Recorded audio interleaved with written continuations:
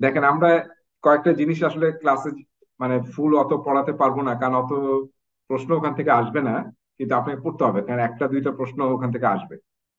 যেমন আমরা মেইন বলেছি আপনাদের যে আমাদের ক্লাসের জন্য পড়তে হবে আসলে অ্যাজাইল প্র্যাকটিস গাইড থেকে চ্যাপ্টার 2, 3, 4 এবং 5, তাই না? তো এটা কিন্তু অলরেডি আমরা কাভার করেছি, এবং আমরা একটু ডিটেলও পড়েছি, এবং কিছু ডুপ্লিকেট বারবার বলেছি আর কি, একই জিনিস অনেকবার বলা হলো। কারণ আমার নিজের কাছে মনে হয় যে অ্যাজাইলের একটু সবাই একটু মনে রাখবেন যে অ্যাজাইলটা আসলে, যদি আমরা প্রথম অনেকে এখানে শুনতেছি অ্যাজাইলের কনসেপ্ট গুলো, কিন্তু আমি এতক্ষণ যা পড়িয়েছি, লাস্ট 2-3টে ক্লাস আমরা অ্যাজাইলই পড়লাম, কোনো ডিফিকাল্ট কিছু লেগেছে না? না, একদম খুব স্বাভাবিক জিনিস এগুলো? ন্যাচারাল, রিয়েল, হ্যাঁ, ন্যাচারাল। রিয়েলিস্টিক। হ্যাঁ, রিয়েলিস্টিক এবং ন্যাচারাল। সো আপনাদের যদি নতুন আপনারা শুনতেছেন, এবং আমরা যে গত ক্লাস থেকে আছে ক্লাস পর্যন্ত যে প্রসেসটা দেখিয়েছি যে কিভাবে অ্যাজেল কাজ করে, এটাই মেইন কনসেপ্ট। হ্যাঁ, এরপরে অ্যাজেলে তো অনেক কিছু আছে, সেগুলো আপনারা এগুলো ভ্যালু অ্যাড করবে, কিন্তু মেইন কনসেপ্টটা কিন্তু আপনারা পেয়ে গেছেন। এবং আমি মানে এখন পর্যন্ত যেটুকু কাভার করেছি অ্যাজাইলে, ওই যে আমি একটু আগে বললাম না, স্ক্রাম, আইএনসি, তারপর হচ্ছে স্ক্রাম অর্গ, এদের সিএসপিও, তারপর সিএসএম, দুইটা বেসিক কোর্স আছে। এই দুইটা কোর্স করতেও আপনার মিনিমাম 30,000 টাকা করে লাগবে। হ্যাঁ, কোর্স এবং সার্টিফিকেশন, এই পুরা কোর্স আমি দুইটাই কিন্তু এখানে কাভার হয়ে গেছে। এই আমার এই 2-3টে লেকচার যদি বুঝে থাকেন, এই পরীক্ষায় আজকে বসতে আজকে আপনি পাশ করতে পারবেন। ঠিক আছে? তো ওটার জন্য প্রবলেম হচ্ছে এই পরীক্ষাটা নিজে দেওয়া যায় না, ওদের নিজস্ব ইনস্ট্রাক্টরের ছাড়া পরীক্ষা দিতে পারবেন না। এটা একটু প্রবলেম, কিন্তু কনসেপচুয়ালি আমি সবই কাভার করেছি আপনাদের। হ্যাঁ, যাই হোক, ওটা অন্য কথা। তাহলে অ্যাজাইল প্র্যাকটিস থেকে আমাদের এই 4টা চ্যাপ্টার পড়তে হবে, ঠিক আছে? যেটা অলরেডি আমরা কাভার করেছি। এর বাইরে কিছু অ্যাপেন্ডিক্স আছে। একটা হচ্ছে অ্যাপেন্ডিক্স X2, অ্যাপেন্ডিক্স X3। হুম, এখানে একটু দেখেন, অ্যাপেন্ডিক্স X2 তে একটা বড় টেবিল আছে। হ্যাঁ, আমরা একটু আগে একটা টেবিল দেখেছি না, পেইন পয়েন্টের? আমি ক্লাসে পড়াই নাই, বলছি আপনারা পড়বেন, পেজ নাম্বার 58 এবং 59 আছে, রাইট? সিমিলারলি অ্যাপেন্ডিক্স 2 তে আর একটা টেবিল আছে, যে আসলে আমরা অ্যাজ একটু আগে বললাম না, সু হা রি করতে হবে। সু হা রি, তার মানে আপনাকে হা এবং রি করতে হবে। তো টেইলরিং গুলো আপনি কিভাবে করবেন আপনার কন্টেক্সট অনুযায়ী, সেখানে কিছু প্রতিটা পয়েন্টের এগেনস্টে কিছু ধারণা দেওয়া আছে। হ্যাঁ, যেমন আপনার টিম যদি নতুন হয়, তাহলে কি কি করতে হবে বলছে, যে তাহলে আপনি টেইলরিং করবেন যে রেট্রোস্পেক্টিভটা যাতে খুব দ্রুত করি আমরা। রেট্রোস্পেক্টিভ এরকম যাতে না হয় 6 মাস বা 3 মাস পরে আমরা রেট্রোস্পেক্টিভ করতেছি, রেদার আমরা 1 সপ্তাহ বা 2 সপ্তাহ পর পরই যাতে রেট্রোস্পেক্টিভ করি। তাহলে আমাদের টিমটা দ্রুত শিখতে পারবে, ইমপ্রুভ করতে পারবে। এরকম বিভিন্ন টেইলরিং আইডিয়া দেওয়া আছে এখানে। হ্যাঁ, এখানে একটা বড় টেবিল আছে, এটা অবশ্যই পড়বেন। এখান থেকেও আপনার দেখবেন যে মানে 2-3টা প্রশ্ন হবে এই টেবিল থেকে। হ্যাঁ, তো ওখানে না বোঝার কিছু নাই, যেহেতু সবই পড়িয়েছি, দেখবেন যে ওটা আপনি নিজেই বুঝতে পারবেন। তবে ওখানে 2-1টা টার্ম পেতে পারেন যেটা আসলে আমাদের বইয়ে নাই বা আমি পড়াই নাই, সেই টার্ম গুলো একটু ইন্টারনেট সার্চ করে দেখে নিতে হবে। হ্যাঁ, কিছু টার্ম পেতে পারেন। যেমন বলছে যে এস্টিমেট করার জন্য আমি বললাম টি শার্ট সাইজিং এবং ফিবোনাচ্চি সিকোয়েন্স। ওখানে দেখবেন যে আরো অন্য মেথডও আছে।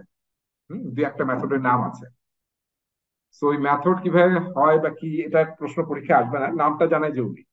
কিন্তু আপনি যদি আর একটু ডিটেল জানতে চান, একটু ইন্টারনেটে সার্চ দিলে পেয়ে যাবেন। হুম, এটা কি অ্যাজাইল প্র্যাকটিস গাইডে 58-59 পেজের টেবিল? হ্যাঁ, সেটা তো যে আপনার পেইন পয়েন্টস নিয়ে। আর এটা হচ্ছে অ্যাপেন্ডিক্স X2 তে আছে টেইলরিংটা। এটাও একটা টেবিল। হ্যাঁ, টেইলরিং কিভাবে করবেন আপনার কন্টেক্সট অনুযায়ী। ওকে, আর একটা কি আছে, অ্যাপেন্ডিক্স X3 তে একটা আছে অ্যাজাইল সুইটেবিলিটি ফিল্টার।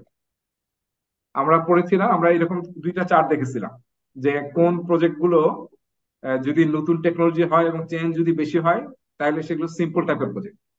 আর কমপ্লেক্স, হ্যাঁ, ধরনের প্রজেক্ট গুলোকে আমরা অ্যাজাইলে করবো। আর যেগুলো একদম আরো কাওয়াস টাইপের, সেগুলো আসলে কোনোটাই ফিট না। তাই কাউচ। না? এইভাবে কাউচ। মানে হ্যাঁ, বের করা মনে যায় যে আছে। কোনটা, হ্যাঁ, কোনটা কোন ধরনের আপনি মেথড ইউজ করবেন, লাইফ সাইকেল ইউজ করবেন, অ্যাজাইলে করবেন নাকি হাইব্রিডে নাকি প্রেডিক্টিভে করবেন। তো এখানে এই সেকশনটাতে, এই অ্যাপেন্ডিক্সটাতে আরেকটা টেকনিক বলা আছে, যে কিভাবে আসলে আপনি চুজ করবেন যে আপনার প্রজেক্টটা অ্যাজাইলে করলে ভালো হবে নাকি হাইব্রিডে করলে ভালো হবে নাকি প্রেডিক্টিভে করলে ভালো হবে। এই জন্য একটা রাডার চার্ট ইউজ করেছে এখানে, একটা রাডার চার্ট। তো এখান থেকেও পরীক্ষায় একটা প্রশ্ন আসবে এখান থেকে। এই যে আমি বলতেছি না একটা প্রশ্ন আসবে, দুইটা প্রশ্ন আসবে, এটা কিন্তু আসলেই প্রশ্ন আসবে এরকম না। মানে আমি আমার ধারণা থেকে বলতেছি আর কি। এবং এর কাছাকাছি পাবেন, আসলেই পাবেন। পাবেন না এরকম না, পাবেন আর কি। কিন্তু এটা পিএমআই বলে নাই, আমি বলতেছি। তো এই সুয়েটেড ফিল্টার থেকে একটা প্রশ্ন অবশ্যই পরীক্ষা আসবে। হম। তো এইটাই দেখবেন যে আমার একটা ভিডিও লিঙ্ক আছে, 10 মিনিটের একটা ভিডিও আছে এটার উপর। ওই ভিডিও দেখলে আপনাদের বুঝে যাওয়ার কথা। যদি না বুঝেন তাহলে আমাকে বলেন, আমি আবার বুঝিয়ে দেবো। হ্যাঁ। আর ক্লাসও আমি একটু বলে দেবো, ক্লাসে ব্রিফটা দিয়ে দেবো, সমস্যা নেই। আর আরেকটা দেখবেন আছে, এটা খুবই বড়, বড় অ্যানেক্স A3। এটা অবশ্যই পড়তে হবে, এখান থেকেও পরীক্ষায় 2-3টা প্রশ্ন আসবে। এখানে কি আছে অ্যানেক্স A3 তে? Agile and linked frameworks. আমরা বলেছি না যে অ্যাজাইলের অনেকগুলো পপুলার ফ্রেমওয়ার্ক আছে। যেমন আমরা স্ক্রামটা খুব ডিটেল দেখলাম, কানবান বেশ ডিটেল দেখেছি আমরা, এক্সপি দেখেছি, তাই না? এরকম কিন্তু আরো প্রায় 10টা বা 12টার মতো এই আপনার এই সেকশনে আলোচনা আছে, যেগুলো আসলে গ্লোবালি এখন top frameworks agile team use করে। তো সেগুলোর হাফ পৃষ্ঠা বা 1 পৃষ্ঠা করে জাস্ট সংক্ষিপ্ত ব্রিফ আছে, পিএমআই দিয়েছে এই সেকশনটাতে, অ্যানেক্স A3। তো আমি অলরেডি 3টা 4টা কিন্তু ফুললি কাভার করেছি। আর হয়তো ওই যে 6-7টা আছে, তার মধ্যে 5-6টা ইম্পর্টেন্ট, আর বাকিগুলো জাস্ট নাম জানলে হবে। তবে মনে রাখতে হবে, এক একটা ফ্রেমওয়ার্ক এত বড় যে ওইটারে আলাদা সার্টিফিকেশন আছে। হ্যাঁ, আলাদা কমিউনিটি আছে। অত ডিটেলে যাওয়ার কোনো দরকার নেই, বইয়ে যতটুকু আছে ওটুকুই পড়বে। এবং এটা নিয়ে আমার স্লাইডের সামনে আছে, দেখবেন এই অ্যানেক্স A3 সামনের স্লাইডে আছে, সেখানে আমি আরো সুন্দরভাবে লেখার চেষ্টা করেছি। তো এইটা আর বইটা পড়লেই আপনার হয়ে যাবে। আর এটারও কিন্তু একটা ভিডিও আমার, ওই আপনার ওই যে সিমিলেটরে গিয়ে দেখবেন ভিডিও লিঙ্ক আছে অ্যানেক্স A3 উপরে, বা আমার ইউটিউব চ্যানেলে গিয়েও পাবেন। আমি এই সবগুলো লিঙ্ক দিয়ে দেবো আপনাদের আমার হোয়াটসঅ্যাপে। হ্যাঁ। এই তো এই হচ্ছে আমাদের ফাদার রিডিংস, এগুলো করতে হবে, ঠিক আছে? 2, 3, 4, 5। এরপর এই 3টা অ্যাপেন্ডিক্স এবং অ্যানেক্স করতে হবে, এবং গ্লোসারি মাস্ট আমি বলেছি, তাই না? মনে আছে তো, অ্যাজ এন প্র্যাকটিস গেটে গ্লোসারি মাস্ট, মাস্ট রিড। এগুলো দরকার নেই, মানে এগুলো আমরা অলরেডি পড়িয়েছি, দেখুন স্পাইক। স্পাইক কি পড়েছি আমরা? স্পাইক মনে হয় বলি নাই। স্পাইক মানে হচ্ছে অল্প সময়ের জন্য এক্সপেরিমেন্ট চালানো। কোনো কিছু একটা ভাইবিলিটি চেক করার জন্য অ্যাজাইল টিম অনেক সময়, ধরেন একটা ইটারেশনের মাঝখানে বা শুরুতে কয়েকজন মিলে বা ফুল টিম মিলে কোন একটা আর্কিটেকচার ডিজাইন বা অ্যাপ্রোচ বা কনসেপ্ট ঠিক আছে কিনা আমাদের জন্য, হ্যাঁ অ্যাপ্রোপ্রিয়েট না কিনা, এটা এক্সপেরিমেন্ট করার জন্য যে এক্সপেরিমেন্টটা সবাই মিলে করে একটা অল্প সময়ে, সেটাকে বলে স্পাইক। স্পাইক মানে কি, এরকম না? তার মানে আমরা স্বাভাবিক কাজ করতেছিলাম, কিন্তু কোনো একটা নতুন কিছু দেখার জন্য আমরা কয়েকজন মিলে ফুল এফোর্ট দিলাম। এটাকে বলা হয় অ্যাজাইলে, এই এক্সপেরিমেন্টটাকে বলা হয় স্পাইক। এটা দেখবেন 5 নম্বর চ্যাপ্টারে আছে। হ্যাঁ, আমি যখন পড়েছি আমার স্লাইডও আছে, দেখবেন। আর রিফ্যাক্টরিং তো মনে আছে, তাই না? প্রথমে ড্রাফট করলাম, পরে ওটাকে আবার আরো বেটার করা, এটাকে আমরা রিফ্যাক্টরিং বলি। আর একটা শব্দ আপনাকে বলি নাই, যেটা এক্সপি থেকে আসছে, এই শব্দটা এক্সপি থেকে, টেকনিক্যাল ডেট। টেকনিক্যাল ডেট এটা একটু সফটওয়্যার ইন্ডাস্ট্রির শব্দ। টেকনিক্যাল ডেট মানে হচ্ছে আমরা যখন প্রোগ্রামিং করি তখন দেখা যায় যে কোডের মধ্যে অনেক ভুল থাকে, বা খুব দ্রুত করার জন্য কোডের মধ্যে আমরা শর্টকাট অবলম্বন করি। শর্টকাট দেখা যায় ঠিক মতো কমেন্ট লিখি নাই, যে ফাংশনটা যেভাবে লেখা দরকার না লিখে আমরা অন্যভাবে লিখেছি। পরে দেখা গেল যে এটার কারণে কি হচ্ছে, কোডের মধ্যে সমস্যা তৈরি হচ্ছে। এই কোডটা যদি অনেক বড় হতে থাকে তাহলে এটা আনম্যানেজেবল হয়ে যাবে। সেজন্য আমরা কি করি, ওই যে আমরা একটু আগে বললাম না, যে একটা ইটারেশন যদি এরকম ঘটে যে আমরা 4টা আইটেম নিয়েছি, অলরেডি সপ্তম দিন বা অষ্টম দিনে 4টাই শেষ হয়ে গেছে, হাতে আমাদের আরো 2 দিন আছে। তাহলে এই 2 দিন আমরা কি করব? আমরা বলেছিলাম যে প্রোডাক্ট ব্যাকলগ থেকে আইটেম নিয়ে এসে আবার শুরু করবো, তাই না? জি স্যার। মনে আছে? অনেক টিম এই জায়গায় কি করে, টেকনিক্যাল ডেট রিমুভ করে। যে 2 দিন সময় আছে, তাহলে আমাদের আগে যে কোড গুলো লিখেছি বা কাজগুলো করেছি ওখানে অনেকগুলো গ্যাপ আছে, সেই গ্যাপ গুলোকে আমরা ইমপ্রুভ করবো। সেটাকে বলা হয় টেকনিক্যাল ডেট রিমুভ করা। এই সময়টাতে অনেক টিম এই কাজটা করে। টেকনিক্যাল ডেট কি বুঝতে পেরেছি? মানে ঋণ। আমি ভুলভাবে কাজ করার জন্য আমার উপর ঋণ চলে আসছে। আমরা নিজেরাও সফটওয়্যার লাগবে না, যে কোনো কাজও কিন্তু আমরা এরকম হয়, দেখবেন। হ্যাঁ, খুব দ্রুত কোনো ডেডলাইন মিট করার জন্য কাজটা করি, পরে দেখা যায় আসলে খুবই অগোছালো ভাবে করেছি, ঠিকভাবে করতে হবে, পরে গিয়ে আপনি ওটাকে আরো বেটার করেন, সেটা হচ্ছে টেকনিক্যাল ডেট করা। হ্যাঁ? তো আমি যেমন আমার বইটা যে আমি লিখেছি, এখন বইটা যখন আমি কয়েকজনকে দিয়ে চেক করালাম, তখন দেখা গেলো অনেক ভুল, আমি অনেক ভুল পেলাম। এটা কিন্তু একটা টেকনিক্যাল ডেট তৈরি হচ্ছে আমার জন্য। সো নেক্সট যে রিলিজ হবে তখন কিন্তু আমি এই টেকনিক্যাল ডেট গুলো রিমুভ করবো। ঠিক আছে, এইভাবে এটাকে আমরা বলি টেকনিক্যাল ডেট। আর এই টার্ম গুলো আমরা একটু সামনে দেখতেছি, অ্যানেক্স A3 তে আছে। এই যে এখানে দেখেন, এটা আমি বলেছি যে ভিডিও আছে কিন্তু আমার, হ্যাঁ, এটা নিতেও প্রায় 1 ঘন্টা সময় লাগবে, ফলে আমি যাব না, ওটাতে গেলে আসলে এজেন্ট থেকে বের হওয়া যাবে। আর এখান থেকে 2টা বা 3টা প্রশ্ন আসতে পারে। তার মধ্যে আমরা এখানে স্ক্রাম, কানবান এগুলো আগেই পড়েছি। তো যেগুলো পপুলার ফ্রেমওয়ার্ক আছে সেগুলো পিএমআই একটু হাফ পেজ, 1 পেজ করে দিয়েছে, যাতে আমরা সবাই অন্তত জানি। হ্যাঁ, না জানলে তো আসলে দেখা যাবে যে আপনি প্রজেক্ট ম্যানেজমেন্ট কমিটিতে আছেন অথচ জানেন না যে এরকম পপুলার ফ্রেমওয়ার্ক আছে। হ্যাঁ, অ্যাজাইলের ফ্রেমওয়ার্ক বা লিনের ফ্রেমওয়ার্ক। সেই ফ্রেমওয়ার্ক গুলোকে ডিসক্রাইব করার আগে পিএমআই এটাকে 2 ভাগে ভাগ করছে। এই যেগুলো হোয়াইট দেখতেছেন, হোয়াইট কালার, হ্যাঁ, হোয়াইট মানে হোয়াইট অ্যাশ, সেগুলো আসলে হচ্ছে টিম মেথড। এটাকে বলা হয় টিম মেথড। টিম মেথড মানে হচ্ছে ছোট টিমের জন্য অ্যাপ্রোপ্রিয়েট, যেখানে 10 জন, 15 জন, 25 জনের টিম, সেটা। কিন্তু যদি আপনি বড় টিম নিয়ে কাজ করেন, যেখানে 100 জন, 200 জন বা 500 জন লোক, তখন আসলে এই এই ফ্রেমওয়ার্ক গুলো কাজ করে। এই যে এগুলো, এগুলো হচ্ছে বড় প্রজেক্টের জন্য বা বড় টিমের জন্য ফিট করে। এটাকে বলা হয় স্কেলড অ্যাপ্রোচ। ঠিক আছে, পুরো এন্টারপ্রাইজ লেভেলের বা বিগ টিম নিয়ে যদি আপনি কাজ করেন বা বিগ প্রোডাক্ট নিয়ে, তখন আসলে এই ছোট মেথড গুলো দিয়ে কাজ হবে না, স্ক্রাম দিয়ে কাজ হবে না, এক্সপি দিয়ে কাজ হবে না, কানবান দিয়েও কাজ হবে না, তখন অন্য মেথড লাগবে। হ্যাঁ, সেই স্কেলিং মেথড গুলো হচ্ছে যেগুলো সবচেয়ে পপুলার ওয়ার্ল্ডে হচ্ছে সেফ, সেফ অ্যাজাইল। সেফ মানে হচ্ছে স্কেল অ্যাজাইল ফ্রেমওয়ার্ক, এটা সবচেয়ে পপুলার ওয়ার্ল্ডে। আর এই যে ডিসিপ্লিন অ্যাজাইল দেখতেছেন, এটা পিএমআই নিজস্ব। হ্যাঁ, এটা পিএমআই নিজস্ব, এটা খুবই ডিটেল। এটাও আপনি ছোট টিমের জন্য ইউজ করতে পারবেন, বড় টিমের জন্য ইউজ করতে পারবেন। সো ডেপথ অফ ডিটেল আছে এখানে, এবং life cycle coverage. Life cycle coverage মানে কি? প্রেডিক্টিভ, অ্যাজাইল এবং হাইব্রিড। তো এই যে যেগুলো টপের গুলো যেগুলো দেখতেছেন, এগুলো আসলে অনেক ডিটেইল আছে। হুম। আর এই যে দেখেন ক্রিস্টাল মেথড, এটা আসলে আইবিএম নিজে তৈরি করছিল নিজের জন্য, আইবিএম। হুম। তো এটা আইবিএম এর নিজস্ব মেথড। এটা আসলে অত বেশি আর এটা ডেভেলপ হয়নি, হয়তো ওরাই ইউজ করছে, এটা আসলে পাবলিকলি অত ইয়া না, কিন্তু ওপেন এটা। আর আরেকটা ইউরোপে খুব ইউজ হয়, এটার নাম হচ্ছে লেস। হ্যাঁ, লার্জ স্কেল স্কাম। লেস মানে লার্জ স্কেল স্কাম। এটা আসলে ইউরোপে খুব ইউজ হয়। আর স্কাম অফ স্কাম, সেটা আসলে স্কামেই তৈরি করছে। এই যে আমরা পড়েছি না, স্কামের ইয়ার নাম কি? জেফ সাদারল্যান্ড আর কেন শোয়াবার। জেফ সাদারল্যান্ড এই মেথডটা দিয়েছেন যে বড় টিম যদি হয়, 100 জন বা 250 জন বা 2000 টিম, তাহলে কিভাবে আমরা স্কামটাকে কিভাবে ইউজ করবো। তখন তো এই ছোট টিমেরটা দিয়ে হবে না, তখন এটাকে বলা হয় স্কাম অফ স্কামস, কিংবা এটাকে বলা হয় মেটা স্কাম। আর লিন নিয়ে আমরা আগে আলোচনা করেছি, আর দরকার নেই। কানবান নিয়ে আমরা আলোচনা করেছি, এক্সপি নিয়ে আলোচনা যেটুকু করছি যথেষ্ট। স্কাম নিয়ে খুবই ডিটেল আলোচনা করেছি।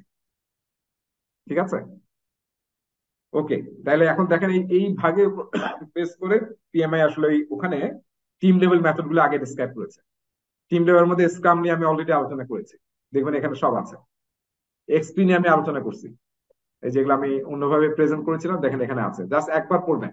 আমি সবগুলো যেন 1 পেজ 2 বার করে লিখেছি। কানবান নিয়ে আমি কথা বলেছি, এই কানবান এগুলো কিন্তু সব ছিল আমার আলোচনায়, সব দেখবেন এখানে আছে। যে বটল নেক, স্টারভেশন, মনে আছে না? সে এখানে পড়লে আরেকটু আপনি আরেকটু জিনিস এক্সট্রা আছে এখানে। এখানে একটা চমৎকার ছবি দিয়েছি আমি অন্য জায়গা থেকে কানবানে। হ্যাঁ, এই যে অলওয়েজ পুশ পুল করে নিতে হয়, হ্যাঁ, পুল করে নিব, লেফট থেকে রাইটে যাবে, আমি এখন ফ্রি কিনা, সিগন্যাল দিকে যাবে। এইগুলো হচ্ছে আপনার work in progress limit. Commitment point মানে এরপরে আর কোনো কিছু রিকোয়েস্ট নেওয়া হবে না, কাজ শুরু হয়ে যাবে। এবং এটা হচ্ছে ডেলিভারি পয়েন্ট, তার মানে কাজ শেষ হয়ে গেছে। হ্যাঁ, তো এইখান থেকে এইটাই হচ্ছে আমাদের ওই যে আপনাদের সাইকেল টাইম, এটা, হ্যাঁ, এটা হচ্ছে সাইকেল টাইম। আর ব্যাকলগ যদি এখানে থাকতো, তাহলে এখান থেকে লিড টাইম শুরু হতো। হুম, এই। এরপরে দেখেন ক্রিস্টাল মেথড নিয়ে আলোচনা আছে 1 পেজের, ক্রিস্টাল মেথড নিয়ে। তো এগুলো পড়াতে গেলে অনেক সময় লেগে যাবে। হ্যাঁ, এগুলো আপনারা একটু কাইন্ডলি ভিডিও দেখে দেখে একটু পড়ে নেবেন আর কি। আর এখানে যতটুকু আছে ওটাই যথেষ্ট। আর একটা মেথড আছে স্কাম বান নামে। স্কাম বান মানে বুঝতে পারছি, স্কামের স্কাম আর কানবানের কানবানের বান। বান। অনেকে দুইটা মিক্স করে ইউজ করে, ব্লেন্ডেড অ্যাপ্রোচ ইউজ করে, হ্যাঁ, সেটাকে স্কাম বান বলে। স্কাম থেকে কিছু নিয়েছে, আবার কানবান থেকে কিছু আইডিয়া নিয়েছে। বা অনেকে স্কাম থেকে যখন কানবানে শিফট করে, কানবান মানে কি, কানবান হচ্ছে ফ্লো, ওটাতে কোনো টাইম বক্স থাকে না কানবানে। ফ্লোলেসলি আমরা কাজ করি, যেমন ম্যানুফ্যাকচারিং এ কাজ করা হয়। একবার মেশিন শুরু হয়ে গেলে, সিমেন্ট কারখানা বলেন, বিএটি সিগারেট কারখানা বলেন, একদম সব মেশিন গুলো এরকম না যে একটা জিনিস চলবে। ওই যে তামাক যে আসলো, ওটা যখন শুরু হবে, তামাক যে একদম সিগারেট প্যাকেট হয়ে যাচ্ছে, ওটাও কিন্তু একই সময় শুরু করতে হবে, যাতে একদম ফ্লোটা মেনটেন হয়। তো কানবানে অনেকে স্কাম থেকে কানবানে শিফট করে, কানবান অনেক সহজ। তো তখন আসলে অনেকে মাঝখানে স্কাম বান ইউজ করে আর কি, হ্যাঁ, স্কামের স্কাম বান, হ্যাঁ। এই A3X মানে হচ্ছে অ্যানেক্স A3, 6 নম্বর আলোচনা এটা আছে, হ্যাঁ। তারপরে ফিচার ড্রিভেন ডেভেলপমেন্ট, এগুলো আগে খুব ইউজ হতো, এখন আসলে দরকার নেই, এখন এই যে অন্যগুলো বেশি ইউজ হয়। তো একই ধরনের আইডিয়া দেখবেন যে প্রথমে আসলে এখানে এই কয়েকটা জিনিস রিপিট হয়, এই জায়গাটাতে ইটারেটিভ হয়। আর এগুলো আসলে খুব একটা চেঞ্জ হয় না। শুরুতে আমরা হাই লেভেল ডিজাইন করি, তারপরে কাস্টমার কি কি ফিচার চাচ্ছে তার একটা ব্যাকলগ তৈরি করি, হ্যাঁ, এবং প্রতিটা ফিচার নিয়ে আমরা ডিটেল প্ল্যান করি। তারপরে ডিজাইন এবং বিল্ড করতে হয়, এখানে ইটারেশন বেশি হয়। আর এই জায়গাতে রিভাইজ যদি করতে চান, সেটা হয়তো 2 মাস, 3 মাস, 4 মাস পরে হবে। এইভাবে ফিচার ড্রিভেন ডেভেলপমেন্ট আমরা বলি, ফিচার ওয়াইজ আমরা ডেভেলপ করি। এরপরে এইটা আসলে আগে ইউজ হতো, হ্যাঁ, ডিএসডিএম অ্যাজাইল টেজাইল যখন আসে নাই তখন। তো এই ডিএসডিএম এর মেইন কনসেপ্ট কিন্তু এইটা, এই যে এটা একটা ইন্টারেস্টিং ছবি আছে, অনেক বই পাবেন, যে প্রেডিক্টিভ আর অ্যাজাইলের মধ্যে মেইন ডিফারেন্সটা কি। দেখেন এখানে প্রেডিক্টিভ প্রজেক্টে আমরা কিন্তু আলোচনা করছিলাম ট্রিপল কস্টিং, মনে আছে, যে স্কোপ, টাইম, কস্ট। হ্যাঁ, স্কোপ মানে ফিচার্স, স্কোপ, টাইম আর কস্ট, আর মাঝখানে কোয়ালিটি থাকে ট্রেডিশনাল প্রজেক্টে। এবার আমার স্কোপটা আগে থেকে ফিক্স করে ফেলি, তার উপর বেস করে টাইম। মনে আছে নলেজ এরিয়া যখন আমি বুঝাচ্ছিলাম, নলেজ এরিয়া, যে প্রথমে স্কোপ, তারপরে টাইম, তারপরে কস্ট, এভাবে বুঝাচ্ছিলাম না। তার মানে স্কোপটা ফিক্স করে সেটা করতে কত সময় লাগবে, এটা ডেলিভারি দিতে কত টাকা লাগবে, এইটা ফিক্স করে আমরা ট্রেডিশনাল প্রজেক্টে আগাই। আর ডিএসডিএম বলতে যে না, আমরা আসলে ফাংশনালিটিটাকে ডাইনামিক রাখবো, ভেরিয়েবল রাখবো, হ্যাঁ, রেদার আমরা কস্ট এবং টাইমটা ফিক্স করে দেবো। কস্ট এবং টাইম ফিক্স, এত টাকা এত সময়, এর মধ্যে যা আমি দেবো ফাংশনালিটি, ওয়েলকাম চেঞ্জ, সেটা তুমি আমাকে করে দিবা, যতক্ষণ এই টাইম এবং কস্ট এক্সিড না করবে। তো উল্টা আর কি, এই জন্য এটাকে বলে ইনভার্টেড ট্রায়াঙ্গেল। সেম জিনিস আছে কিন্তু ট্রায়াঙ্গেলটা ইনভার্টেড। এখানে কস্ট এবং টাইমটা ফিক্স, ফাংশনালিটি ডাইনামিক। আর এখানে প্রেডিক্টিভ প্রজেক্টে, ট্রেডিশনাল অ্যাপ্রোচে স্কোপটা ফিক্স থাকে। এউপি দরকার নেই, বাদ, পড়ার দরকার নেই, হ্যাঁ। যে যারা আসলে এউপি তৈরি করেছিল, তারাই আসলে ডিসিপ্লিন অ্যাজাইলটা তারা তৈরি করেছে, ফলে আর দরকার নেই। ডেভঅপস শব্দটা আমরা অনেকেই শুনছি, ডেভঅপস আসলে কি বোঝায়? ডেভঅপস মানে কিন্তু এই ছবিটা দেখবেন আপনারা, তাই না? এই ছবিটা মানে কি, কিসের কিসের চিহ্ন এটা?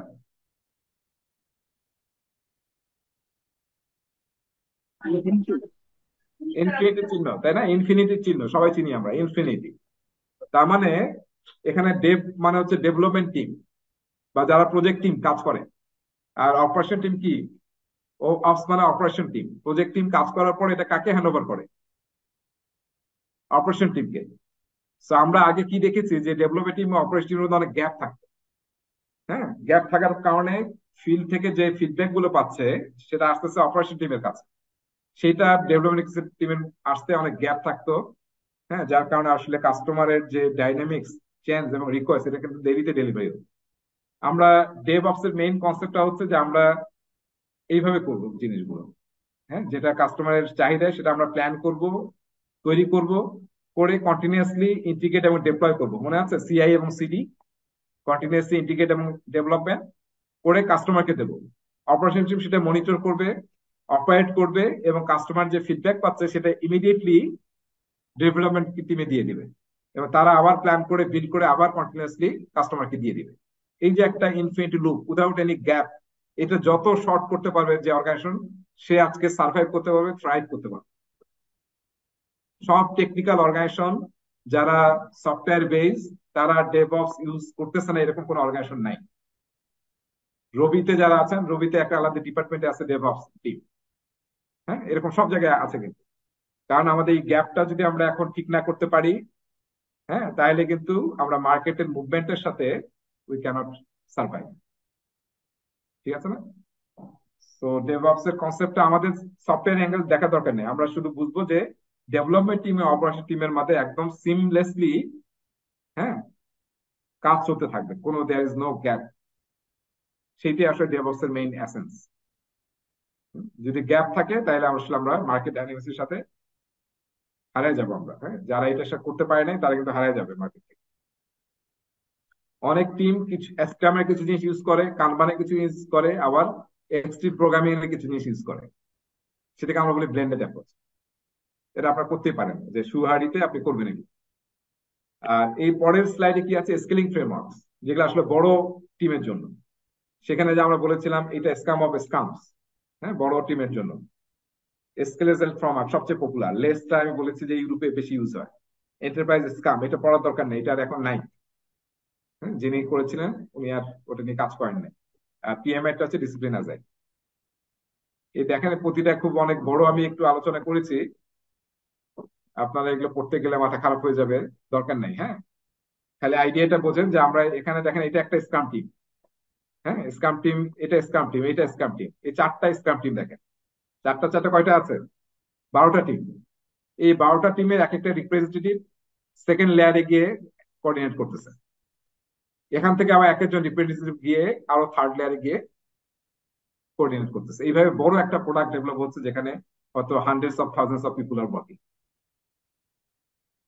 এটা হচ্ছে আইডিয়াটা, এটা হচ্ছে, এটাকে এই জন্য বলা হয় স্কাম অফ স্কাম। এগুলো হচ্ছে স্কাম, আর তার উপরে এগুলো হচ্ছে scam of scam, scam of scam. হ্যাঁ, বা বলা হয় মেটা স্কাম। এবং ওই যে যারা, ওই যে বললাম স্কাম এট স্কেল, তাদের একটা স্ট্যান্ডার্ড আছে আলাদা, এই স্কাম অফ স্কামস কিভাবে কাজ করবে। দরকার নেই, আমি ওদের ওখানে ছবিটা দিয়েছি আপনার জানার জন্য, পড়ার দরকার নাই। হ্যাঁ, তা জানলেন আর কি, পরীক্ষার জন্য জানা। সেফটা সবচেয়ে বেশি ইউজ হয়, সেফ নিয়ে খুব একটা পিএমএ কথা বলেনি, একটা স্লাইডে বলে দিয়েছে যে সেফের মধ্যে 10টা প্রিন্সিপাল আছে। সেফ নিজে খুব হিউজ। হ্যাঁ, এই ওয়েবসাইটে গেলে দেখবেন, ওদের এই ওয়েবসাইটে গেলেই দেখবেন যে ওদের ফ্রেমওয়ার্কটা সবার সামনে আছে, প্রতিটা পয়েন্ট ওখানে ক্লিকেবল। আপনি ক্লিক করে করে দেখতে পারবেন যে কোন কম্পোনেন্টটা কি কাজ করে। Safe is huge. এবং ইউরোপ বা যারা সার্ভিস ওরিয়েন্টেড অর্গানাইজেশন, হ্যাঁ, সার্ভেতে দেখা গেছে 55% অর্গানাইজেশন সেফ ইউজ করে। যারা বড় বড় প্রোডাক্ট নিয়ে কাজ করে তারা বেশিরভাগ অর্গানাইজেশন সেফ ইউজ করে। বাংলাদেশে most probably nobody use safe, কিন্তু এক সময় আসবে, স্পেশালি টেলিকম বা ব্যাংক যারা বড় বড় সফটওয়্যার হ্যান্ডেল করে, তারা এগুলো ইউজ করবে। এই যে এই ছবিটা দেখবেন, ওদের দরকার নেই, এগুলো বাদ দেন। এই লগ ইন করলে এই ছবি পাবো। হ্যাঁ, ওদের ভিশন রোড ম্যাপ কিভাবে করতে হয়। ওরা কিন্তু কানবান, ভিতরে কানবান এবং ইয়াই ইউজ করে দেখবেন। এই যে সব আমরা যে মেইন থিম শিখেছি দেখবেন সব এখানে আছে। প্রোগ্রাম ব্যাকলগ, হ্যাঁ, টিম ব্যাকলগ, ছোট টিমের জন্য ইটারেশনস, এগুলো সব দেখবেন আছে ভিতরে ভিতরে। সো যেহেতু এটা হিউজ ইয়া করার জন্য করে, এই জন্য আসলে একটু ডিটেল। যেমন যে কানবান আমরা দেখেছি, স্ক্রাম, ওরা দুইটা ইউজ করে বা একটা ইউজ করতে পারে। এবং যত যত নতুন চিন্তা ভাবনা আছে, ডিজাইন থিঙ্কিং নিয়ে আমরা কথা বলেছিলাম, সেই কনসেপ্ট গুলো ইউজ করে। কাস্টমার সেন্ট্রিসিটি, টেইলরিং করছেন। হ্যাঁ, হ্যাঁ, আর টেইলরিং করে ওরা একটা বানাইছে সেই। হ্যাঁ, না ওটা, হ্যাঁ, খুবই পপুলার আর কি। হ্যাঁ, প্রচুর অর্গানাইজ করে এবং অনেক হিউজ, অনেক হিউজ। এখন বোধহয় 5 পয়েন্ট, এখন বোধহয় 6 পয়েন্ট সামথিং ভার্সন, এটা 5.1 ছিল। যাই হোক, লেসটা অন্যভাবে কাজ করে। আর যার ছবি দেখে চিনে রাখেন, দরকার নেই আর কি। হ্যাঁ, এন্টারপ্রাইজ স্কাম দরকারই নেই। ডিসিপ্লিন অ্যাজাইলটা আমরা সামনে আলোচনা করবো আরো, যেহেতু পিএমআই দিয়া, তো পিএমআই অনেক জায়গায় এটা ঢুকিয়ে দিয়েছে আর কি কনসেপ্ট গুলো। যেমন আজকে যে আমরা এমবিআই দেখলাম, এমবিআই মিনিমাম বিজনেস ইনক্রিমেন্ট, এটা কিন্তু ডিসিপ্লিন অ্যাজাইলের একটা কনসেপ্ট।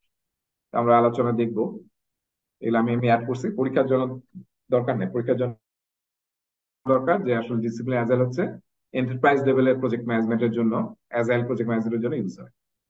এই ডিসিপ্লিন অ্যাজাইলের কিন্তু বিশাল একটা ফ্রেমওয়ার্ক আছে। হুম। এটাও কিন্তু পিএমআই ওপেন রিসোর্স দিয়েছে। আপনি pmi.org/da pmi.org/da লিখলে এখানে চলে চলে যাবেন। এই প্রতিটা নিয়ে বিশাল বিশাল চমৎকার আলোচনা আছে, দরকার নেই। লাস্টের স্লাইড আমি দেখাচ্ছি এটা। এই যে আমরা বলেছিলাম যে অ্যাপেন্ডিক্স অ্যাজাইল সুইডিটি ফিল্টার আছে, হ্যাঁ, ওখানে আসলে আমরা রাডার চার্ট ইউজ করি। দেখেন এটা কেন ইউজ করি, আপনি ইউটিউবে ভিডিও দেখে দেখবেন, 10 মিনিটের ভিডিও আছে একটা আমার। সো এটা ইউজ করা হয় যে কোথায় আমি প্রেডিক্টিভ, কোথায় হাইব্রিড এবং কোথায় অ্যাজাইল ইউজ করবো। এখানে আপনারা দেখেন এটাকে কি বলা হয়, এই চার্টটাকে রাডার চার্ট বলা হয়, বা এটা আরেকটা নাম আছে স্পাইডার, স্পাইডার ম্যানের মতো আর কি। হ্যাঁ, স্পাইডার, হ্যাঁ স্পাইডার চার্ট বলা হয়, কারণ মাকড়সার মতো দেখতে পাচ্ছি আমরা। এখানে দেখেন এখানে 3টে লেয়ার আছে। এই যে এটা হচ্ছে অ্যাজাইল, তারপরটা হচ্ছে হাইব্রিড, আর তার পরেরটা হচ্ছে আপনার প্রেডিক্টিভ। আমরা আসলে যখন ডিসাইড করার চেষ্টা করি যে আমরা কোন ধরনের প্রজেক্ট করবো, কোন লাইফ সাইকেল, তখন এই 3 ক্যাটাগরি প্রশ্ন করি। টিম টিম লেভেলের, টিমের সাইজটা কত, টিমের এক্সপিরিয়েন্স অ্যাজাইল নিয়ে কিরকম আছে, এবং বিভিন্ন রিসোর্সে কিরকম অ্যাক্সেস আছে টিমে। আবার কালচারাল ইয়েটা আমরা প্রশ্ন করি, ওই অর্গানাইজেশনের কালচার, যে অর্গানাইজেশন আমরা প্রজেক্টটা করতে যাচ্ছি, তারা কি অ্যাজাইলে বাইন হয়, মানে সাপোর্ট দিবে নাকি দিবে না, তারা কি টিমের উপর ট্রাস্ট করে নাকি ট্রাস্ট করে না। হ্যাঁ, গভর্নমেন্ট যদি প্রজেক্ট হয়, ব্যুরোক্রেটিক অর্গানাইজেশন, সেখানে কিন্তু ট্রাস্ট করবে না টিমকে, যে তারা সেলফ অর্গানাইজিং হয়ে কাজ করবে, ট্রাস্ট করবে না। ডিসিশন মেকিং পাওয়ার কি টিমকে দেওয়া থাকবে, নাকি সবাই উপর থেকে ডিসিশন মেক করবে, লোয়ার লেভেলে করতে পারবে কিনা। এগুলোর প্রশ্নের অ্যান্সার আমরা 1 থেকে 10 স্কেলে নেই, প্রতিটা অ্যান্সার। এই ক্যাটাগরির 3টা কোশ্চেন থাকে। হ্যাঁ, 3টা কোশ্চেন থাকে। টিম ক্যাটাগরি 3টা কোশ্চেন, আর প্রজেক্ট রিলেটেড 3টা কোশ্চেন থাকে। চেঞ্জ কি অনেক বেশি আসবে? যত বেশি আসবে তাহলে পয়েন্ট 1 থেকে 10 স্কেলে বেশি পাবে। ক্রিটিক্যালিটি মানে হচ্ছে মানুষের ডেথের সাথে সম্পর্ক, প্রজেক্টটার আউটকাম দিয়ে কি মানুষের ডেথের কিছু হয় কিনা। কোনো প্রজেক্টের আউটপুট যদি খারাপ হয়ে যায়, তাহলে মানুষ ধরেন 100 মারা যাবে, তাহলে ক্রিটিক্যালিটি অনেক হাই হয়ে যাবে। আর যদি কেউ কোনো ডেথের ইফেক্ট না থাকে, তাহলে হয়তো 0 থাকে। ডেলিভারি কি একবারই চাচ্ছে নাকি ইনক্রিমেন্টাল চাচ্ছে, তার উপর পয়েন্ট বাড়তে থাকবে। এইভাবে পয়েন্ট দিয়ে এখানে দেখেন দুইটা, আপনার বইয়ে পড়লে দেখবেন যে 2টা ছবি আছে, 2টা প্রজেক্টের ডাটা নিয়ে এখানে পোর্ট করার পর দেখা গেছে যে এটা ছিল একটা মেডিসিনের প্রজেক্ট, নতুন একটা মেডিসিন ইন্ট্রোডিউস করতে যাচ্ছে আমরা মার্কেটে, সেটার এরকম গ্রাফ আসছে। ওই পয়েন্ট গুলো বসানোর পরে যে গ্রাফ পেয়েছে, আমরা পুরোটাই দেখতে পাচ্ছি কোথায়, শুধু ক্রিটিক্যালিটি ছাড়া অ্যাজাইলের বাকি উপরে। সবগুলো কিন্তু এখানে ভিতরে। তার মানে এটা অ্যাজাইলের জন্য ফিট। আর পরেরটা দেখি, পরেরটা করা হয়েছে একটা আর্মিতে। হ্যাঁ, আর্মির একটা প্রজেক্টে, মিলিটারি একটা প্রজেক্টে মেসেজিং সিস্টেম, ওই যে তারা তো অলওয়েজ কন্টিনিউয়াসলি মেসেজিং করে না। হুম? তো এই মেসেজিং নতুন একটা সিস্টেম ডেভেলপ করবে, সেইখানে আসলে তারা যখন এটা ড্র করছে, বিভিন্ন কোশ্চেনের অ্যান্সার নিয়ে যখন ড্র করা হয়েছে, কোথায় দেখতেছি কনসেন্ট্রেশন বেশি? সবগুলো কোথায়? প্রেডিক্টিভে না, শুধু 2-1টা জায়গায় আমরা দেখতেছি যে হাইব্রিডে আসছে, একটা জায়গায় অ্যাজেলও আসছে, কিন্তু মোস্টলি প্রেডিক্টিভ। দ্যাটস ওয়াই এই প্রজেক্টটা প্রেডিক্টিভে করাটাই ভালো। ঠিক আছে। তো পরীক্ষায় কিন্তু এরকম ছবি দিয়ে দিতে পারে, দিয়ে বলবো যে এটা কোন ধরনের প্রজেক্টে করতে হবে, আপনি ছবি দেখে বলতে হবে প্রেডিক্টিভ, বা এটা দেখে বলবো যেটা অ্যাজাইলে করতে হবে। এই যে এইটার দিকে এই যে পয়েন্ট গুলো বসানোর পরে করা হয়েছে। আর এগুলো একটু মনে রাখতে হবে, কালচারের মধ্যে কি কি আছে, হ্যাঁ, টিমের মধ্যে কি কি আছে, প্রজেক্টের মধ্যে কি কি আছে। তো আপনারা একটু ভিডিওটা দেখে, খুবই সহজ জিনিস, মানে কঠিন কিছু না কিন্তু এটা, ভিডিওটা দেখে একবার ছবিগুলো দেখলেই দেখবেন যে হয়ে গেছে, বইয়ে পড়লে। আর গ্লোসাইট আমি বলছি মাস্ট রিড পরীক্ষার জন্য, অ্যাজ এ প্র্যাকটিস গাইড।